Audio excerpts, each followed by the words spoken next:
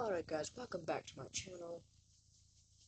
Today we are reviewing the Visla and Moff Gideon battle. I picked it up this weekend. And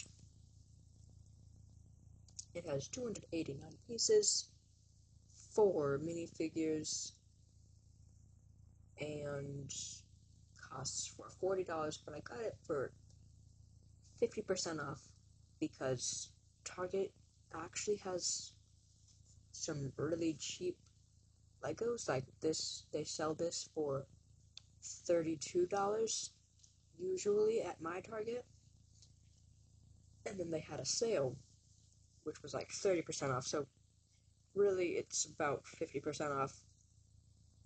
So I snagged it for about $20 this weekend.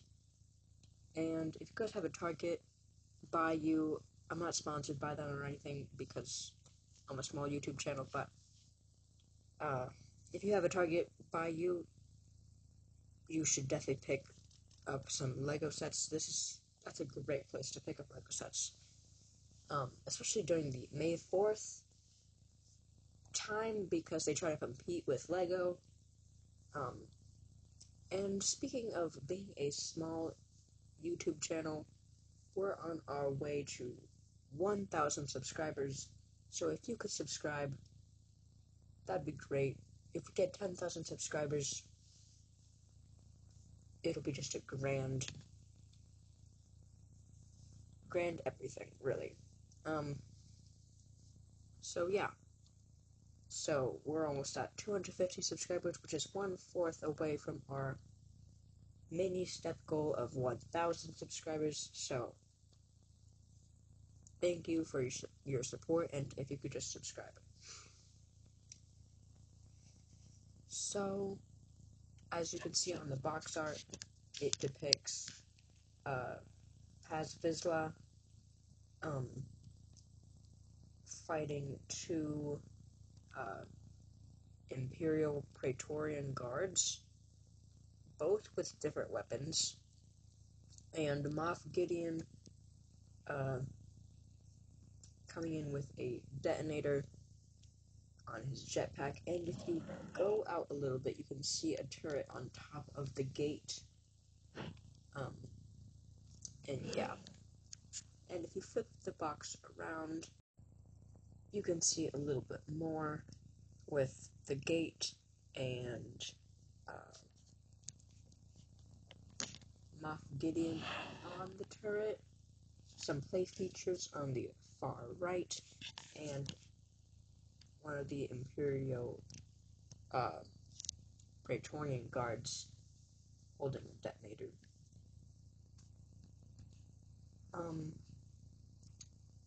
The two main play features are that you can slam the gate down, or you can fire the stud shooters on the turret.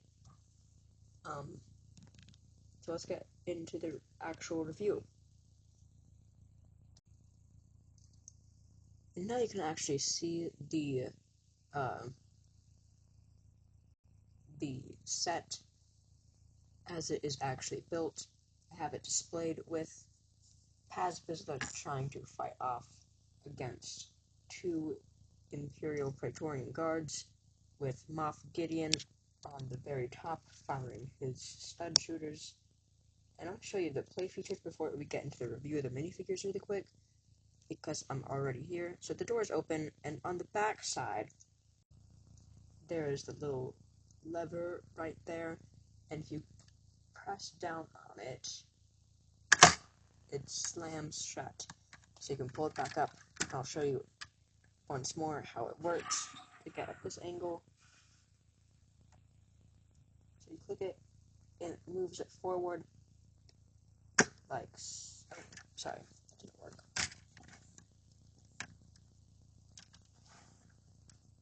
Like that, and then it slides right beneath. So first up is the Visla minifigure, and I forgot to mention that this set was released sometime in summer of 2024. I think at first it was kind of like forgotten, but it's still forgotten. Um, so anyway, that's the Paz Visla minifigure, and if you flip him to the side, you can see that he has a little bit more printing on his side right here.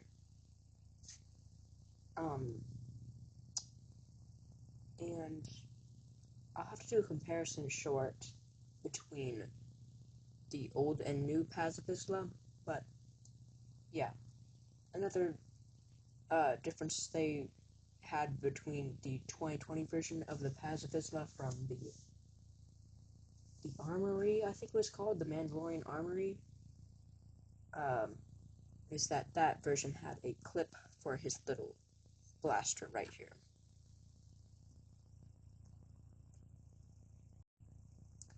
Speaking of the blaster, it is a different design and it looks way more accurate and better. And it also has a little orange 1x1 stud to make it look like it's actually firing blaster. What are they called? I don't know. That's not the point. It's actually firing, and it looks cool. Um, and it's a nice detail. The next figure is Moff Gideon, and this guy looks phenomenal. Um, as you can see here, you can take off his little helmet and replace it with a hairpiece, and you can also flip his face around for a more casual look like this. And this just like really nails his look. He always has that kind of smirk. Let's get a better view. Kind of like that. Um, and you can also flip him to his side, which really doesn't have any printing, but a lot of printing on the front. Let's check out his back. It has a little jetpack made out of two pieces, and underneath the jetpack there's some sort of printing, but it gets covered up. I'm not sure why they had that, but there it is, I guess.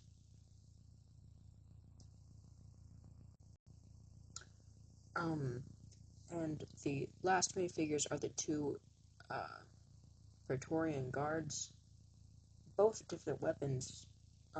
One is kind of like a dual-bladed staff, you could say, and the other one on the left is, I'm not sure what to describe it as. It's kind of like a prod, for lack of better words. And I recently watched the Mandalorian episode that comes from. I think it's like season 3, episode 7. It's called like The Spies or something. And it should have 3, but they just didn't. I don't know why. For a $40 set with only 300 or so pieces, and they already made the mold. I'm not sure why they didn't include 3, but maybe I have a maybe they have a reason. I think I might know why, but we'll get to that later. And underneath their helmets looks like just red, like that. I'm not sure why it's not black, but overall, if you keep their helmets on, they look pretty good. I mean, the details are right, and you only see them for like a few seconds, and they somehow captured it like really well. I couldn't get really a good angle to like see all the details, but I'm sure they look like this. It is worth noting that they don't have like the dress piece that they use on like the earlier Praetorian guards from like the uh, First Order. They just didn't. Maybe that was reasonable. Maybe that wasn't. You can leave your thoughts in the comments if they're available. Um, Something about the helmets kind of gives like off-brand vibes. I think it's like this right here, like the.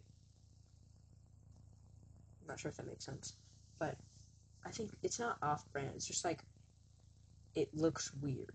And I think they got it right. It just, you don't really see these people so often.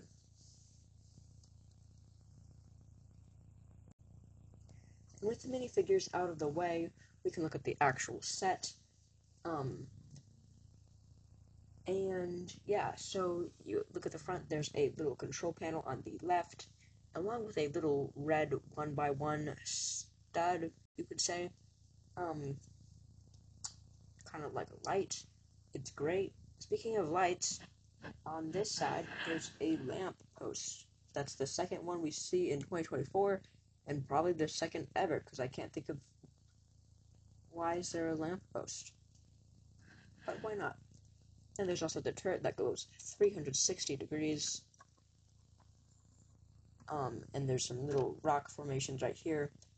And there's a mix between studded and tiled off right here. Let's get a better look. And you can see right there that you can put some minifigures there. They advertise it with the crate right there. It's kind of hard to get on. Like that? No, didn't stick.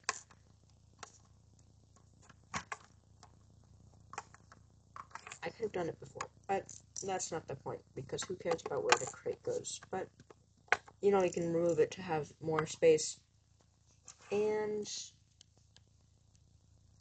we can get to the cons later. The gate is also tiled off. I really like the building techniques they've used right here. There is supposed to be glass right there, but I'm not sure how they would have done it. I don't know. I think it would have been cool if they had the glass, but they don't. And if we turn it around, the back side of the gate does not look as good as the front. It looks really weird. I think they could have used, if they added in a few more pieces.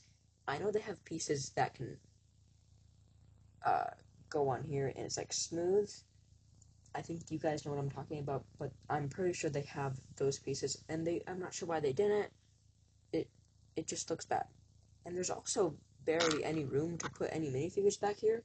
Like, you go like,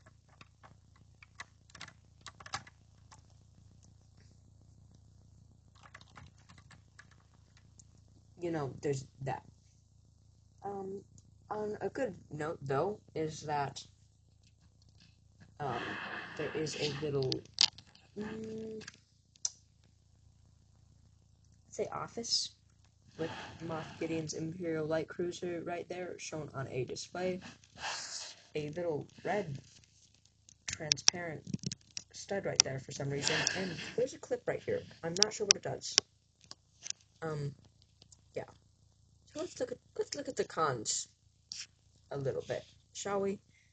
Let's start on the back side, because we're already here. On the back side, number one, the gate looks, with lack of better words, bad. There's also a little gap right here. I'm not sure why they couldn't have, done something with it. It is there, I guess. Then you flip it around again. There's barely any room on this thing. You can fit one minifigure right here. You put one minifigure right there. Wait, you can't. And if you notice on the box art, they don't have the Praetorian guards actually on the structure. It's just, they're just off because it would have looked too cramped. And then you can put Moff Gideon on the turret. Oh, he fell. Okay. Yes, and you can't put the crate on there if you want all three of these minifigures displayed. And he can't really move his blaster around.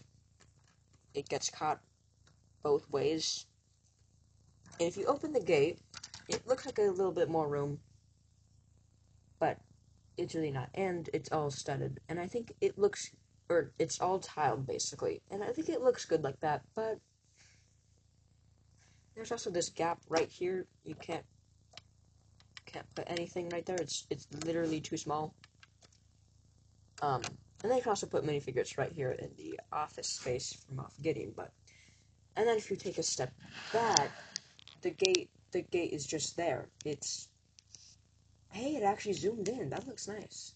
It's just there though. It looks a little crooked, and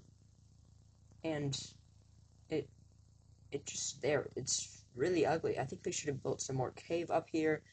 I'm not sure why they didn't. And if you close it, it's really loud, and it's probably eventually going to break that thing. Look at the box art. You can see that they don't actually have the Praetorian guards on there. Look at that. They're off. Why? Also, the minifigures. They should have had 3 Praetorian guards, because you can't buy another one just to get another Praetorian guard, because that doesn't make sense. And they should have had some of the Imperial Super Commandos like this one, because there are 20 of them at least fighting past Visla. And also, I'm not sure why they decided to have the Praetorian guards, because number one, he can't fire at them. His blaster is overheated and he's practically dead by then. And they're just there to finish him off, and we see him for like 5 seconds. And why?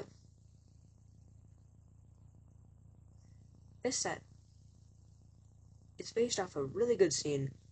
I made a stop motion about this once, and like earlier, like probably 2 years ago, and it's a good scene, but I feel like it could have been executed better.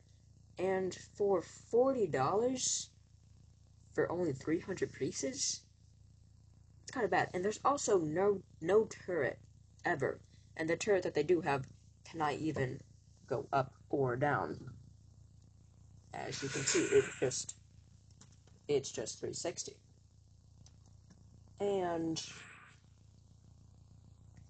But you know, at the end of the day, Lego was not going to make another one of these. So if you're one of those people that wants to buy this, go ahead and buy it. But it's not worth $40, so get it on like a sale.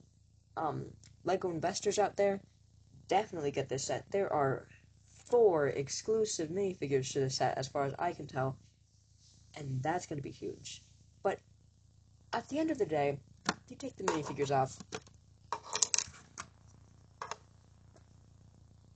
and I don't have any rebel troopers or stormtroopers, but that's not the point, because really, this is a great fortress. If you wanted to make an entrance to a fortress, this set is great. It's perfect, because it looks as it should, just not big enough. So at the end of the day, I don't know what to give it. Maybe like 7 out of 10. 6.5. That's more reasonable. There's also no office space, but that doesn't matter, because overall, it's pretty good, I guess you could say. But thanks for watching. I gotta go now. Hopefully this gets posted in time.